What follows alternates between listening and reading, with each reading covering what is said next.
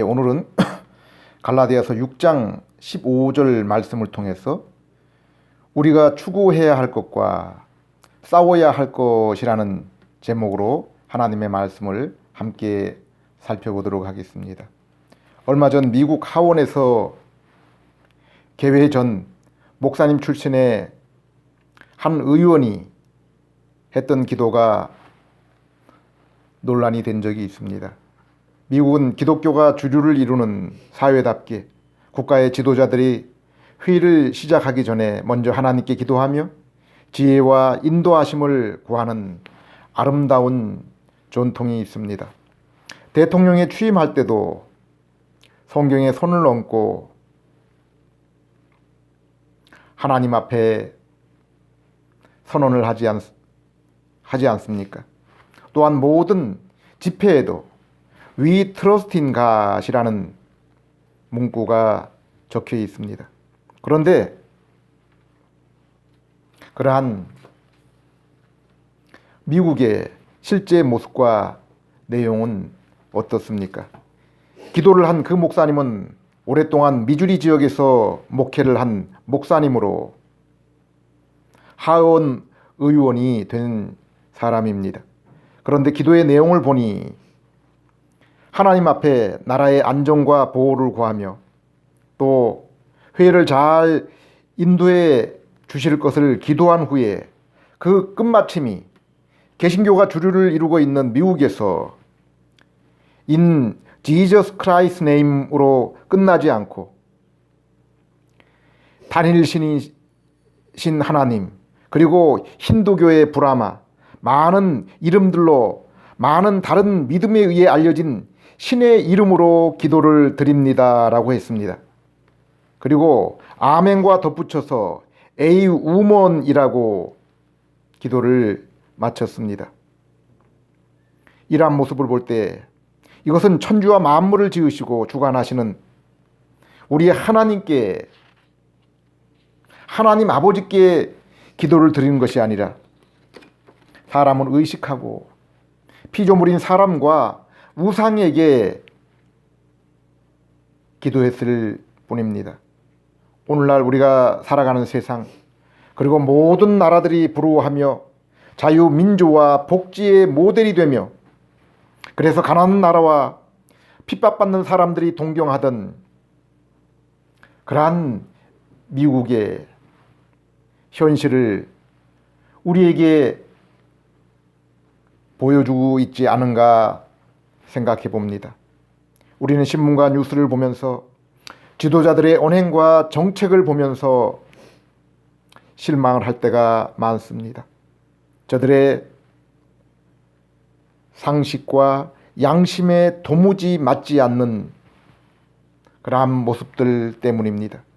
인간이 죄로 인해 하나님의 형상을 잃어버리고 타락하여 낙원을 쫓겨난 이후의 모습을 살펴보십시오. 최초의 인간의 가정에서 일어난 그 두 형제 간에 어떠한 일이 있었습니까? 형이 아우를 죽이는 살인이 있었습니다. 그것도 하나님께 예배드리는 문제 때문에 생긴 일입니다. 그 이후에 인간의 수명이 1000년이 가까웠던 그리고 수많은 인구로 팽창한 사람들의 모습이 포악과 폭력으로 얼룩져서 하나님이 노아 한 가정 외에는 물로 심판한 대홍수의 심판이 있었습니다. 그 이후에도 하나님의 은혜를 입은 노아의 후손들은 여전히 새로운 세계에 살았지만은 바벨탑을 쌓으며 하나님께서 흩어져 양육하고 번성하고 다스리라는 창조의 명령을 저버리고 인간이 함께 모여서 힘을 기르며 하나님의 주권에 대항했던 그 모습을 볼 수 있습니다. 그들은 노아를 통해서 하나님이 왜 이전 세상을 심판했는지를 알고 있었던 사람들이었습니다. 하나님은 옛 세상에서 노아를 불러낸 것처럼 이란 바벨론에서 아브라함을 불러내어 새로운 나라 이스라엘을 이루셨습니다. 그리고 하나님의 백성들의 삶의 규범인 율법을 주셨습니다. 우리가 잘 알고 있는 십계명입니다. 하나님이 주신 놀라운 구원 사건과 먹을 것이 없는 저 광야에서 하나님이 어떻게 저들을 인도하셨는지를 그들이 두 눈으로 보았던 그러한 이스라엘이지만은 그들은 끊임없이 하나님을 원망하며 도리어 옛 세상으로 돌아가고자 했습니다. 약속의 땅 가나안에 들어가서도 그들이 어려움을 겪고 기도할 때 하나님께서 지도자들을 보내어줘서 구원해 주었지만은 그들의 마음은 변하지를 않았습니다. 사사기 마지막 장면을 보십시오. 우리는 그곳에서 동성애와 잔인함과 포악이 가득한 사회임을 발견할 수 있습니다. 많은 세상 그 민족들 가운데 하나님께서 택하시고 하나님의 나라로 세웠던 그곳이었지만은 바로 이스라엘의 모습이 바로 그러한 모습이었습니다. 이스라엘의 왕조 시대에도 하나님의 나라 백성이라고 하는 이스라엘에 우리 눈에 올바른 지도자로 보이는 그러한 왕들이 얼마나 있었습니까? 심지어 다윗조차 간음과 살인과 하나님이 금지한 인구 조사를 알면서도 행했습니다. 흠이 없어 보이는 사무엘조차 자녀 교육은 제대로 이루어지지를 못했습니다. 하나님은 이스라엘을 바벨론에 멸망시키기 전에 예레미야를 통해서 내가 이스라엘 그 시내를 돌아보면서 의인 한 사람을 찾아오노라라고 했습니다. 성경은 이렇게 인간의 소행이 근본적으로 악할 뿐이라고 말씀하고 있습니다. 그리고 이러한 소행은 그 근원이 하나님의 말씀을 어긴 죄에서 비롯되었다라고 기록하고 있습니다. 그리고 그 행위에 대한 심판이 분명히 있을 것을 말씀하며 죄의 삭은 사망이라고 했습니다. 오늘날 세상과 인간에게 당면한 궁극적인 문제, 과제가 무엇입니까? 요즘 인터넷 유튜브에 요한계시록 강의가 인기 조회수에 많이 올라오고 있습니다. 칼빈은 요한계시록을 주의하지 못했지만은 자신은 지금 이렇게 주의하고 있다라고 그렇게 말하고 있습니다. 하나님과 성경에 대한 지식이 자신이 칼빈보다 우위에 있음을 운연중에 나타내고 있습니다. 어떤 목사님은 천년왕국에 대한 연속적인 설교를 합니다. 그리고 무천년을 지지하는 사람들을 무슨 큰 성경 이해에 오류가 있는 것처럼 성경을 모르는 어리석은 이단처럼 그렇게 설교하고 있습니다. 그러나 처음 성경부터 마지막 성경까지 하나님께서 성경을 통해서 우리에게 한결같이 말씀하고 있는 것이 무엇입니까? 인간은 죄인이라는 것과 그러므로 죄의 용서가 필요하다는 것입니다. 죄로 인해 끊어진 하나님과의 관계를 돌이켜야 한다는 것입니다. 그리고 이 죄 문제, 하나님과의 만남을 위한 유일한 해결 방법이 바로 십자가라고 말씀하고 있습니다. 죄로 인해 사단의 종노릇 하며 하나님과 원수된 죄인이 하나님으로 인간의 몸을 입으신 예수 그리스도, 그리고 우리의 죄를 담당하기 위해서 친히 십자가에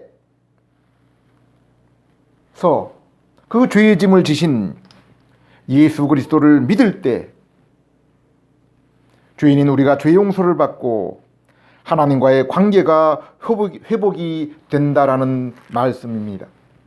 또한 죄와 허물로 인해서 하나님과의 관계가 끊어진 상태에 있는 우리, 곧 영적으로 죽어있는 우리가 예수 그리스도의 그 복음을 이해하고 깨닫고 그분을 구세주와 주님으로 받아들이기 위해서는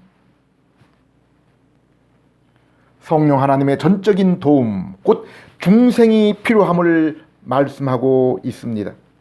그리고 성령의 중생을 통해서 예수 그리스도를 믿는 자의 변화된 상태는 죄 용서, 곧 칭의와 함께 거룩한 새 성품, 마음의 변화, 곧 성화가 있다는 것입니다. 그리고 성령님이 우리 안에 영원토록 거하시면서 우리가 죄의 책임과 죄의 권세에서 벗어나 하나님의 자녀로 결코 구원을 잃지 않고 더욱더 예수님의 형상으로 곧 하나님의 모습이신 그 예수님을 알고 그 거룩한 모습으로 변화되며 온전해지고 마침내 우리 주님 다시 오시게 될 때 주님과 똑같은 영광의 모습을 입게 될 것을 말씀해 주고 있습니다. 이것이 성경이 말씀하는 복음입니다.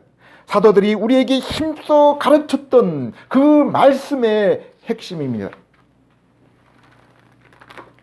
그러므로 죄인된 인생이 예수님을 믿을 때까지는 하나님과의 화해와 참된 만남은 없으며 그로 인해 하나님께서 주시는 참된 평안을 저들이 결코 알지도 맛보지도 못하는 것입니다.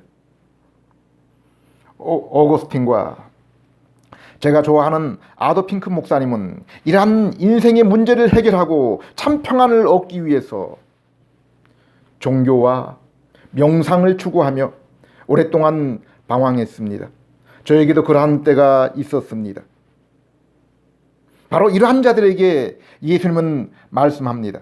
마태복음 12장 43절에서 45절 더러운 귀신이 사람에게서 나갔을 때 물 없는 곳으로 다니며 쉬기를 구하되 얻지 못하고 이에 가로되 내가 나온 내 집으로 돌아가리라 하고 와보니 그 집이 비고 소재되어 술이 되었거늘 이에 가서 저보다 더 악한 귀신 7을 데리고 들어가서 거하니 그 사람의 나중 형편이 전보다 더욱 심하게 되느니라. 인생의 문제, 평안의 문제는 자신의 마음을 비우는 것으로 결코 해결되는 것이 아닙니다. 골로새서 2장 23절에 바울은 이렇게 말씀하고 있습니다. 이런 규정들은 인간이 만든 종교적인 숭배나 거짓된 겸손이나 자기 몸을 괴롭히는 데는 지혜 있는 것처럼 보이지만은 육체의 정욕을 막는 데는 아무런 효과가 없습니다. 오늘날 우리가 사는 세상이 왜 이렇게 되었습니까? 바로 나 자신의 죄와 정욕 때문입니다. 그런데 이러한 세상의 종교, 도덕적인 그 가르침의 실천, 인간 스스로의 금욕을 통해서는 결코 세상이 바뀌지를 않습니다. 내가 바뀌지를 않습니다. 결코 아무런 효과가 없다라고 우리에게 분명히 말씀하고 있는 것입니다. 그러므로 바울은 갈라디아서 6장 15절에 말씀합니다. 할례를 받고 안 받는 것이 문제가 아니라 새 사람이 되는 것이 중요합니다.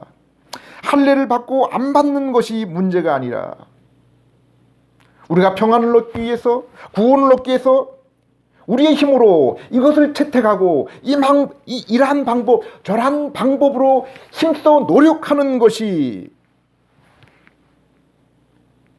해결할 수 있는 그러한 문제가 아니라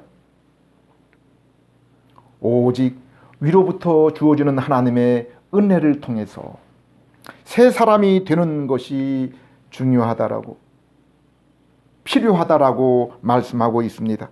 갈라디아서 5장 6절 그리스도 예수 안에는 할례를 받고 안 받는 것이 문제가 아니라 사랑으로 표현되는 믿음만이 중요합니다. 갈라디 3장 2절, 내가 여러분에게 한 가지 알아볼 것이 있습니다. 여러분이 성령을 받은 것이 율법을 지켜서입니까? 복음을 듣고 믿었기 때문입니까? 요한복음 3장 3절에 예수님도 이렇게 말씀하십니다. 그래서 예수님은 니고데모에게 내가 분명히 너에게 말하지만은 누구든지 다시 나지 않으면 하나님 나라를 볼 수 없느니라. 저는 이 시간 복음을 듣고 곧 고린도서 15장 3절 4절의 말씀, 예수님의 십자가와 부활의 소식을 듣고 믿는 자들에게 여러분들이 정말 구원을 받고 삶 속에서 구원의 증거를 보며 살아가고 있는지를 묻고 싶습니다.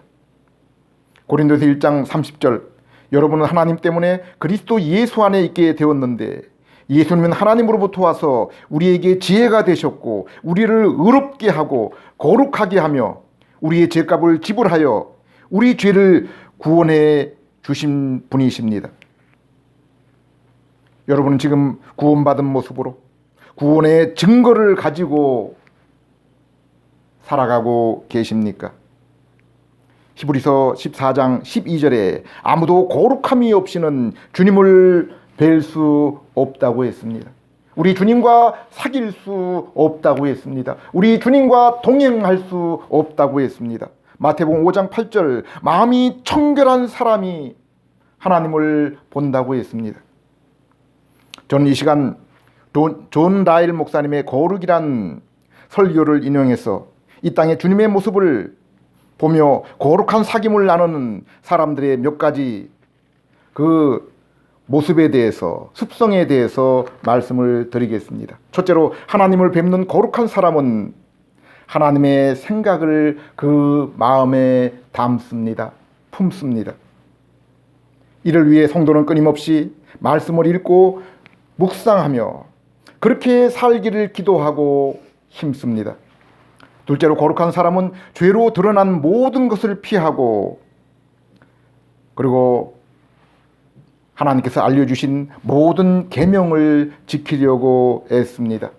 10계명의 10계명을 구원을 얻기 위해서 지키는 것이 아니라 바로 내 마음이 기뻐하고 원하기 때문에 그것을 기쁨으로 실천하며 그것을 이루지 못할 때 슬퍼하며 하나님께 나아가 회개하는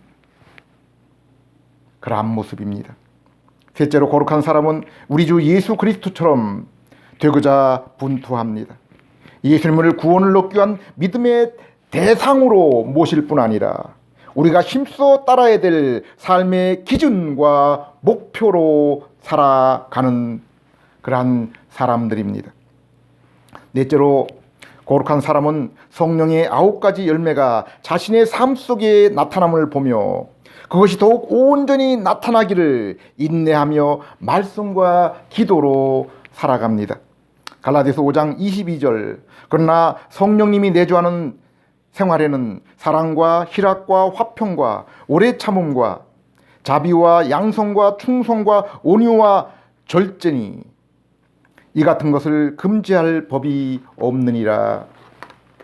예수 그리스도를 믿어서 성령님이 함께하는 성도에게는 하나님과 진리를 사랑하는 마음과 환경을 초월한 모든 일에서 기쁨과 하나님과 영적인 관계와 소망으로 인한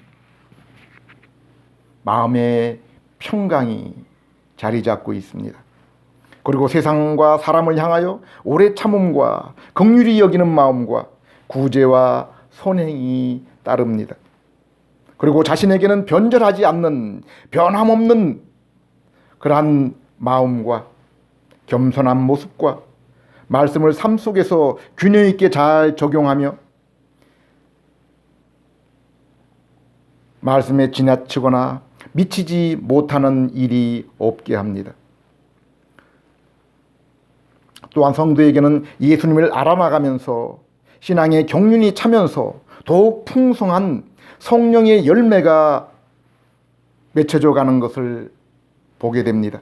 성도에게는 십계명과 성령의 9가지 열매가 가운데 비록 성도 간에 믿음의 그 성숙에 따라서 그 차이는 있을지 모르지만 결코 그 10가지 계명, 9가지 성령의 그 열매 가운데 어느 것이 나타나지 않거나 부인하는 일은 없게 되는 것입니다. 모두가 다 나타나게, 자연스럽게 지키며 나타나게 되는 것입니다. 마지막으로 거룩한 성도는 늘 영적인 삶에 힘쓰며 살아갑니다. 위에 있는 것에 마음을 두고 이 땅의 것은 느슨하게 붙잡으며 살아가려고 합니다. 그렇다고 살아가면서 해야 될 일들을 소홀히 하지는 않습니다. 하지만 그 마음과 생각의 우선순위를 영적인 것에 장차오는 그 세계에 두고 살아갑니다. 성경과 기도와 성도의 모임을 통해서 하나님과 교제하기를 힘씁니다. 거룩한 사람은 이러한 일에서 삶의 가장 커다란 즐거움을, 힘을 얻고 살아가기 때문입니다. 성도는 이렇게 거룩함을 추구할 뿐 아니라 이 땅에서 자신이 싸워야 될 싸움, 자신이 참전해야 될 전쟁이 무엇인지를 알고 싸움에 임하는 사람들입니다. 바울은 우리의 싸움이 육과 혈에 속한 것이 아니라 종사와 권세와 하늘에 있는 악한 자와의 싸움이라고 했습니다. 바울 당시 이스라엘은 로마의 식민 지배를 받고 있었습니다. 바울은 이스라엘 성도에게 그 식민 지배에서 벗어나기 위해서 싸우라고 결코 말하지 않았습니다. 또한 바울이 세운 이방 교회의 성도 가운데는 종의 신분으로 있는 사람들도 있었습니다. 그러나 바울은 그들에게 노예의 해방을 위해서 싸우라고 말하지 않았습니다. 도리어 그들의 왕과 주권자와 그리고 그들의 주인에게 순종하며 그들을 위해 기도하라고 했습니다. 그렇다면 성도의 싸움의 대상은 무엇입니까? 육체와 세상과 마귀입니다. 이것이 그리스도인이 이 땅에서 힘써 싸워야 될 적입니다. 먼저 육체와의 싸움입니다. 우리가 회심한 후에도 중생한 후에도 우리 속에는 여전히 죄와 악, 정욕을 향한 본성이 있습니다. 바울은 로마서 7장 22절 23절에 내 속 사람으로는 하나님의 법을 즐거워하되 내 지체 속에 한 다른 법이 내 속 사람과 싸워서 나를 죄 가운데로 사로잡아 간다라고 애통했습니다. 탄식했습니다. 갈라디아 5장 24절에 그리스도 예수의 사람들은 육체와 함께 그 정욕과 탐심을 십자가에 못 박았다고 했습니다. 골로새 3장 5절에 땅에 있는 지체를 죽이라고 했습니다. 성도는 끊임없이 성령의 인도로 말씀과 성령에 충만하여 죄와 정욕과의 싸움을 싸워서 이겨야 됩니다. 둘째로 세상과 싸워야 됩니다. 세상의 좋은 것에 대한 애착, 세상의 조롱과 비난에 대한 두려움, 세상에 뒤처지지 않으려는 은밀한 욕구, 다른 사람의 그 부귀와 영화, 세상의 그 부귀와 영화와 그 권력에 대한 부러움 등 이러한 것은 천국 가는 길에 그리스도인을 에워싸고 있는 영적인 원수입니다. 로마 12장 2절에 너희는 이 세대를 본받지 말라고 했습니다. 야고보서 4장 14절에 오늘이나 내일이나 우리가 아무 도시에 가서 거기서 1년을 위하여 장사하며 이익을 보려는 자들아, 내일 일을 너희가 알지 못하는도다. 너희 생명이 무엇이뇨? 너희는 잠깐 보이다가 없어지는 안개니라라고 했습니다. 야고보 4장 4절에 그런즉 누구든지 세상과 벗이 되고자 하는 자는 스스로 하나님과 원수 되는 것이라고 했습니다. 마지막으로 마귀와 싸워야 됩니다. 우리의 옛 원수는 아직 완전히 멸망하지 않았습니다. 아직 완전히 우리 눈앞에서 사라지지 않았습니다. 십자가에서 비록 그 정체가 드러났고 그 머리가 부서져서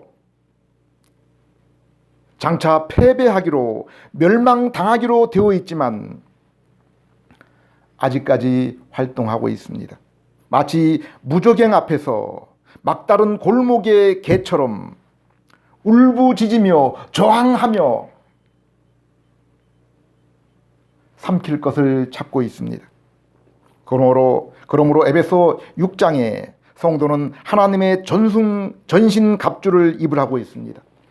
계시록 12장 11절에 마지막 싸움에 임한 성도들이 어린 양의 보혈과 그 입술에 있는 증거의 말씀으로 마귀를 이기며 그들은 죽기까지 이 싸움을 포기하지 않았다고 했습니다. 우리는 선지자를 통해서 하나님 나라의 소식을 들었습니다. 대제사장을 통해서 하나님 나라로 들어가는 통로를 알게 되었습니다. 또한 다윗과 같은 그 이스라엘의 왕을 통해서 하나님 나라의 통치를 맛보았습니다. 에베소 1장 9절 10절 그 뜻의 비밀을 우리에게 알리셨으니 곧 그 기쁘심을 따라 그리스도 안에서 때가 찬 경륜을 위하여 예정한 것이니 하늘에 있는 것이나 땅에 있는 것이 다 그리스도 안에서 통일되게 하려 하심이라. 골로새 1장 23절 그가 우리를 흑암의 권세에서 건져내사 그의 사랑의 아들의 나라로 옮기셨으니. 우리는 성경과 세상의 역사를 통해서 그리고 오늘날 전 세계의 광경을 통해서 세상과 그 나라에 대해서 알고 있습니다. 잠시 모세와 사무엘의 통치 그리고 다윗왕을 통해서 하나님 나라를 맛보았습니다. 크로멜과 청교도, 칼빈의 제네바를 통해서 그 빛을 보았습니다. 그리고 지금도 전 세계의 소수의 교회 가운데서 우리는 그 나라를 맛보며 무엇보다도 중생하는 성도의 심령 가운데서 그 나라를 맛보며 살아가고 있는 것입니다. 그러나 예수님이 다스리는 그 나라는 아직 완전히 우리에게 오지 않았습니다. 우리가 거룩을 추구하며 더욱 주님을 닮을수록 우리의 영적인 싸움에 더욱 진지하게 임할수록 우리는 더욱 주님께 가까이 나아가며 더욱 그의 나라와 영광을 분명히 보게 되며 그로 인한 기쁨과 평안으로 더욱 주님의 나라를 소망하며 인내하며 깨어 그 나라를 기다리게 되는 것입니다. 기도하겠습니다.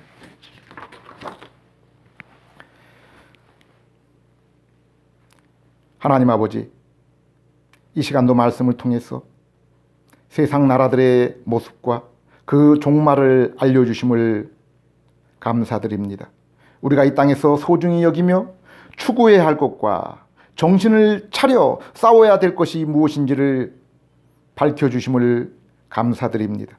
참 생명과 소망이 오직 십자가에 달리신 예수님을 믿는 믿음에 있음을 알고 감사와 찬양을 드립니다. 참 평안과 세상의 이김도 주님의 이름과 말씀에 달려 있음을 믿습니다. 이 땅에서 우리의 모습이 더욱 거룩할수록 우리와 주님과의 그 신령한 만남이 더욱 깊어지며 그로 인해 평안과 능력이 더욱 충만하여 세상을 넉넉하게 이기게 됨을 믿습니다. 하나님 아버지, 더욱 말씀으로 전신갑주를 입으며 깨어 기도하며 인내하는 저희들 될 수 있도록 인도해 주시옵소서. 예수님 이름으로 기도드립니다.